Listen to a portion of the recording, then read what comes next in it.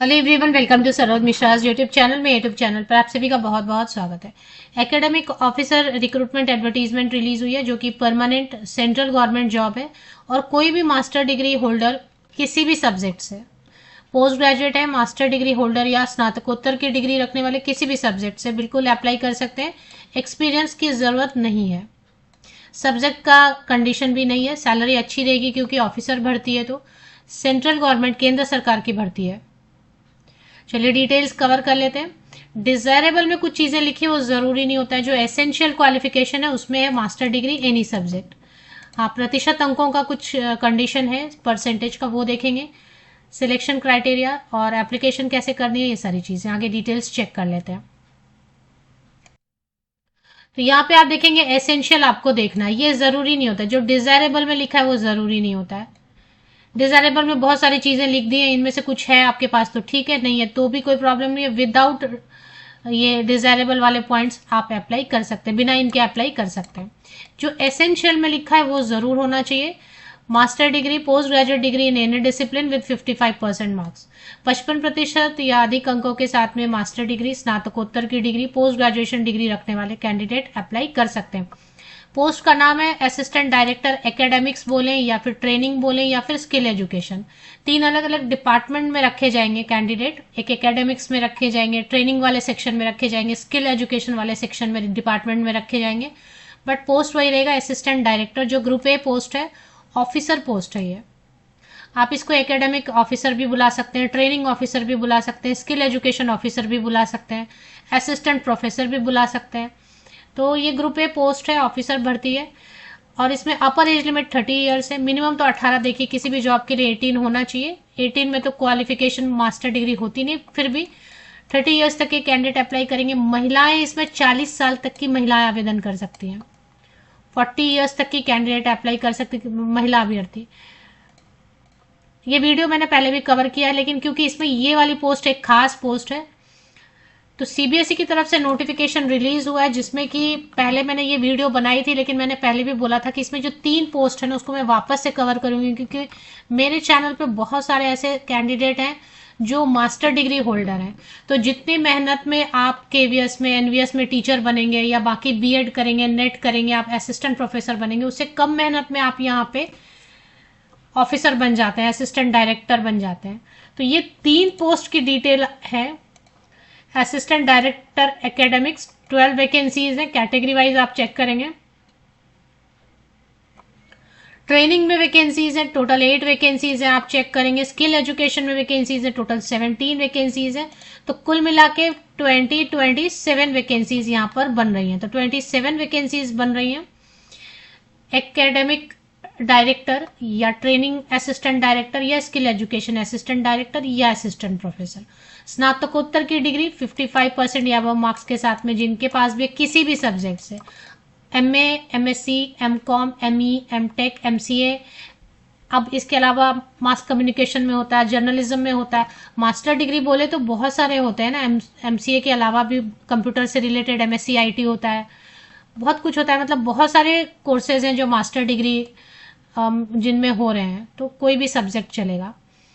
CBSE की तरफ से जो नोटिफिकेशन आई हुई थी, मैंने पहले भी वीडियो कवर की थी, बट ये वाली खास 3 पोस्ट की फिर से नोटिफिकेशन कवर कर दी। 2 दिसंबर को आई है नोटिस। सभी परमानेंट पोस्ट है। सीबीएसई बोलने का मतलब क्या है? शिक्षा मंत्रालय, भारत सरकार के अंदर आने वाली। सीबीएसई बहुत बड़ी ऑर्गेनाइजेशन है। सीबीएसई बोलने का मतलब है कि इसको तो मैं इंट्रोड्यूस करूं, इसकी जरूरत ही नहीं है। शिक्षा मंत्रालय भारत सरकार के अंडर ये ऑटोनोमस बॉडी है, बहुत बड़ी ऑर्गेनाइजेशन है। चलिए, अब जो इसके अलग अलग सेंटर्स होंगे, यूनिट्स होंगे ऑल ओवर इंडिया, तो कहीं पर भी पहली पोस्टिंग तो कहीं पे भी मिलेगी। तो मेरा फोकस वही 3 पोस्ट रहेगा। ये वीडियो जो है इसमें खास करके ऑनलाइन एप्लीकेशन तो ऑलरेडी 2 दिसंबर से स्टार्ट हो गया है। 22 दिसंबर तक आप अप्लाई कर सकते हो। अब जो कैंडिडेट कहेंगे कि ऑफिसर है पोस्ट, तो क्या एक्सपीरियंस भी मांग रहे हैं? एक्सपीरियंस कुछ भी नहीं मांग रहे, नो एक्सपीरियंस, क्योंकि एग्जाम के बेसिस पे सिलेक्शन होना है ना, एग्जाम आप क्वालिफाई करेंगे। तो अब जैसे कि मैं एक बार फिर से क्वालिफिकेशन पे लेके चलती हूँ आपको, वहां पे एज चेक करेंगे। तो यहां पर जो एज इन्होंने लिखा हुआ है 30 ईयर्स अपर एज लिमिट लिखा हुआ है ना, तो 30 ईयर्स अपर एज लिमिट जो है अनरिजर्व कैटेगरी के लिए अपर एज लिमिट है 30 ईयर्स। अब इसमें एज में रिलैक्सेशन की बात करेंगे। एज में रिलैक्सेशन बहुत ज़्यादा है महिलाओं के लिए। सिलेक्शन क्राइटेरिया भी चेक करेंगे, पहले भी बनाई है वीडियो मैंने, लेकिन फिर से एक बार देखेंगे सारी चीज़ों को, क्योंकि ये अलग टाइप का है ना। ये देखें, expected level of knowledge for examination, tier 1 में ग्रेजुएशन लेवल का सब पूछेंगे और टीयर 2 में पोस्ट ग्रेजुएशन लेवल का पूछेंगे। नहीं, आपका सब्जेक्ट तो नहीं पूछेंगे, क्योंकि अलग अलग सब्जेक्ट कैसे पूछ सकते हैं। एग्जाम के जो सेंटर्स है वो सभी जगह बनाए गए हैं। टीयर 1 के एग्जाम के सेंटर जितने सारे देखें, अहमदाबाद, गुजरात, अजमेर, राजस्थान, सभी मतलब जो मेन सिटीज़ हैं, सभी all state union territories main cities जो हैं वहाँ पे एग्जाम, आप स्क्रीनशॉट ले लीजिए ना। चलिए, अभी इसमें एज में रिलैक्सेशन जो दी गई है वो मैं डिस्कस करूंगी पहले, बिकॉज काफ़ी कैंडिडेट के लिए एज में रिलैक्सेशन, महिलाओं के लिए खास करके।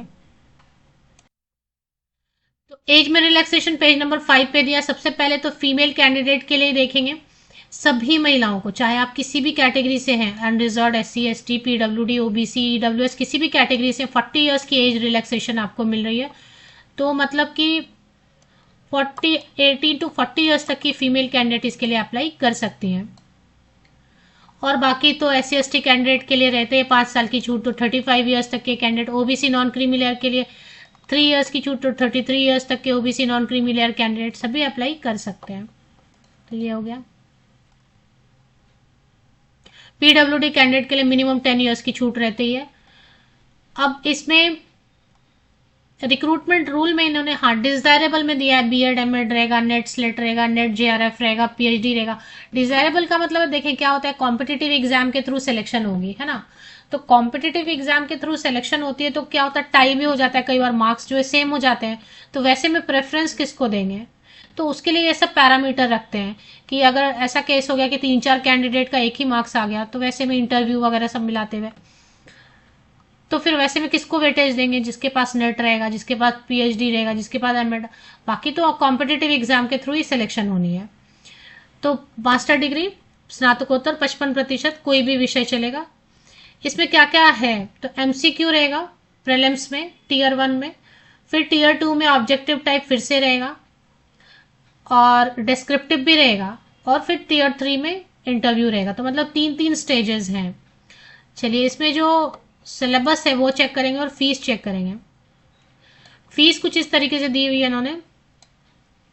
ग्रुप ए पोस्ट है तो SC ST PWD, एक सर्विसमैन और फीमेल कैंडिडेट किसी भी कैटेगरी के हों, उन सब के लिए जो है ग्रुप ए पोस्ट है ना, 250 रुपीज़ लगेगा। एप्लीकेशन फीस 0 है, प्रोसेसिंग फीस 250, तो टोटल 250।